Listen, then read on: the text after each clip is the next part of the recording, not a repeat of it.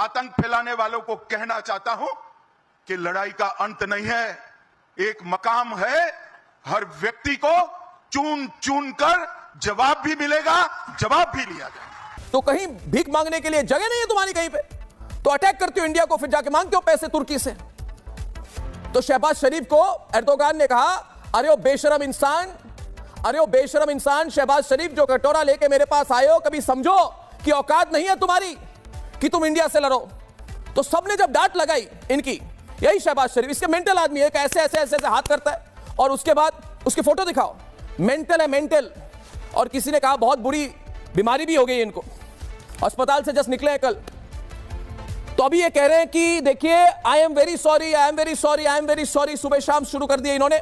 हम निंदा करते हैं, ये निंदा करते हैं, ये कहते हैं कि हम माफी मांग रहे हैं ना, हम सॉरी, हमें माफ। ओसामा बिन लादेन पाया गया, ओसामा बिन लादेन पाया गया।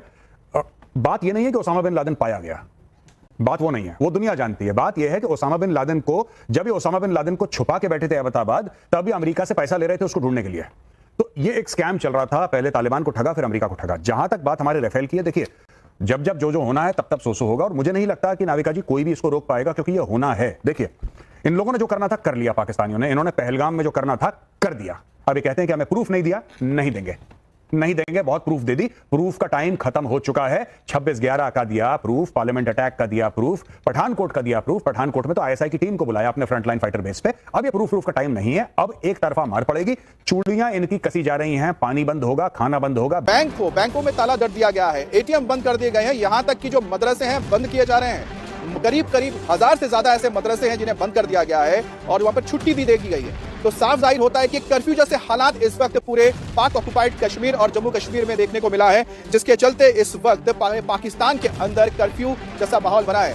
साथ ही साथ पाकिस्तान के हिस्से वाले कश्मीर में जो झेलम इलाका पड़ता है, और साथ ही साथ इसके आसपास के इलाके में एक एडवाइजरी जारी की गई है स्थानीय प्रशासन की ओर से। कहा गया है कि कोई भी अपने शादी हो या कोई दूसरे समारोह, उसमें लाउड स्पीकर का इस्तेमाल नहीं होगा, कोई लाउड स्पीकर इस्तेमाल नहीं करेगा, किसी भी तरह के गाने नहीं बजाए जाएंगे, और साथ ही साथ पटाखे भी नहीं छोड़े जाएंगे, कोई भी आतिशबाजी नहीं की जा सकती है। तो आप सोचिए कि जो सिविलियंस है उनके हाथ में हथियार दिए जा रहे हैं, और साथ ही साथ अगला बहन तो आपका इंडस वाटर ट्रीटी था, उसको दबा दिया हमने।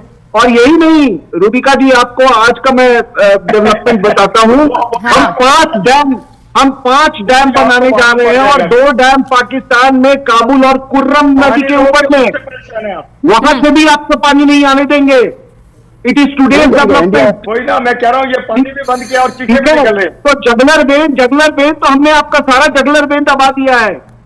जो पाकिस्तान की फौज के लिए जो जगलर बेन है, वो पाकिस्तान का जगलर बेन नहीं है। पूछिए, आपके साथ बैठे हुए हैं बलूचिस्तान के पॉलिटिशियन, जबरदस्ती। और ये भी आपको बता दूं, आपको बर्बाद किया है इस्लाम प्रेम ने नहीं। रेखा की बात करें तो पीर पंजाल के उत्तर और दक्षिण दोनों में ही जबरदस्त फायरिंग अलग अलग जगहों पर हो रही है। अरब सागर की बात करें तो अरब सागर में भारतीय नौसेना और पाकिस्तानी नौसेना के अलग अलग युद्धाभ्यास चल रहे हैं, और पाकिस्तान की वायुसेना ने बड़े युद्धाभ्यास ललकारे मोमीन करके एक बड़ा युद्धाभ्यास शुरू कर दिया है। फिजाए बद्र उसका दूसरा युद्धाभ्यास चल रहा है। इस समय सबसे बड़ा प्रश्न ये कि 2019 में जब पुलवामा में आतंकी हमला हुआ था, तो उसके बाद भारत ने बालाकोट पर जाके बमबारी की थी भारतीय वायुसेना ने। अब क्या भारतीय वायुसेना दोबारा ऐसा कर सकती है जब पूरी की पूरी पाकिस्तानी वायुसेना और सेनाएं तैयार हैं?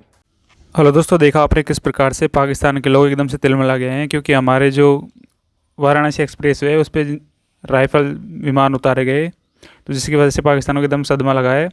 पाकिस्तान ने जो तुर्की के पास भी गया था शहबाज शरीफ, तो वहाँ पे तुर्की ने उसको फटकार लगा दी। इवन उसने अमेरिका को भी कॉल किया था, तो अमेरिका ने भी उसको फटकार लगा दी। चारों तरफ से पाकिस्तान घिर गया है। जो हमारी आर्मी है वो अच्छे से तैयारी कर रही है, युद्ध अभ्यास कर रही है, लेकिन पाकिस्तान के पास उनके टैंक या फिर उनके जो जेट उड़ाने के लिए फ्यूल तक नहीं है। तो वो कश्मीर में पड़ गया है, क्या होगा, क्या फिर वो आगे कैसे कर पाएगा। और इधर हमारे गृह मंत्री अमित शाह ने भी साफ कहा है कि इस आतंकवादी हमले में जो भी जिम्मेदार हैं या फिर जिनके इशारे पे भी ये हुआ है, उनको एक को भी नहीं छोड़ा जाएगा, सबके ऊपर कठोर से कठोर कार्रवाई की जाएगी। हमारी जो आर्मी है उसका डिप्लॉय किया जा रहा है। तो अब पाकिस्तान के पास ऑप्शन बचे ही नहीं है, वो यूएनओ में भी चला गया है कि कैसे भी करके वो युद्ध को टाल दे, भारत उनके ऊपर कार्रवाई ना करे, लेकिन ऐसा होने वाला है नहीं। दोस्तों वीडियो अच्छी लगी तो लाइक करें, फिर मिलते हैं आपसे अगली वीडियो। तब तक के लिए जय हिंद, जय भारत, धन्यवाद दोस्तों।